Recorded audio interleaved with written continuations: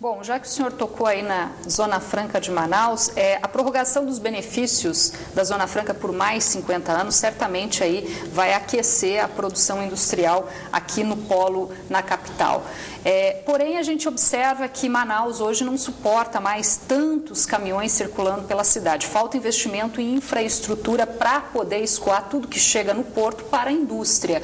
Qual o seu projeto para desenvolver a infraestrutura na capital, visando a logística, né, para a indústria, até mesmo aí em parceria com a Prefeitura da capital e que deve impactar diretamente no trânsito da cidade?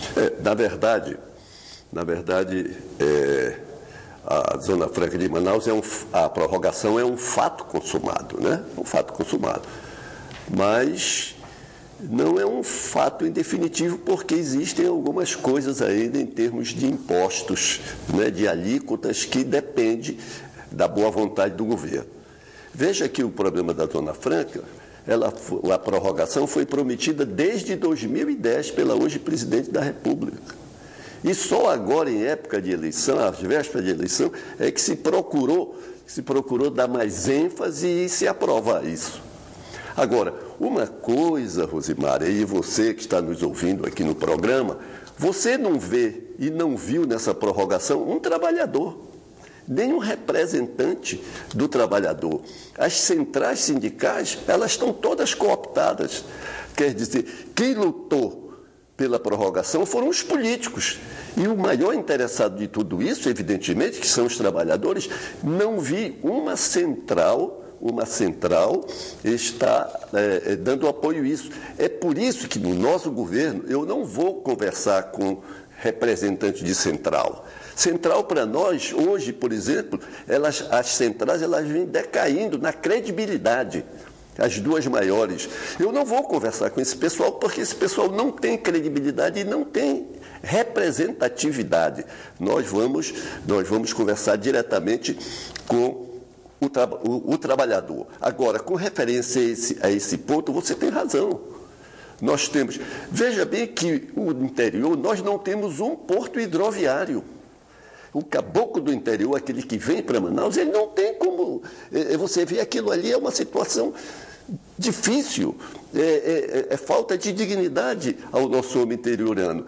E com referência ao Porto de Manaus, evidentemente, que nós precisamos ver essa situação, e tem um porto aí que nós podemos fazer. Falta interesse político, decisão política, que é a Siderama.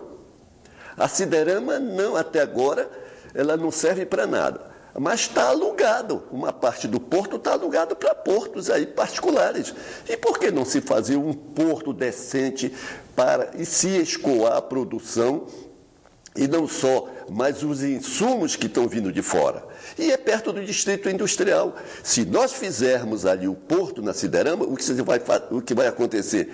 Vai desafogar o centro, vai se reestruturar a SEASA, que está ali jogada fora, né? E você vai deslocar do centro para lá a oportunidade de Manaus crescer e desenvolver economicamente para aquela região, e não desconcentrando aqui o centro. O porto de Manaus tem que ser na Siderama, e nós vamos lutar quando assumirmos esse governo do estado do Amazonas. Agora eu gostaria de abordar com o senhor o assunto educação. O Amazonas ainda apresenta índices muito negativos com relação aí a outros estados, quando os alunos são submetidos a algumas avaliações aí nacionais.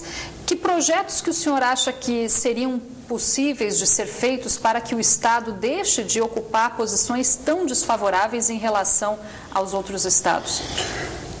Eu vejo o seguinte... Na questão da educação, eu vejo dois pontos. A gestão,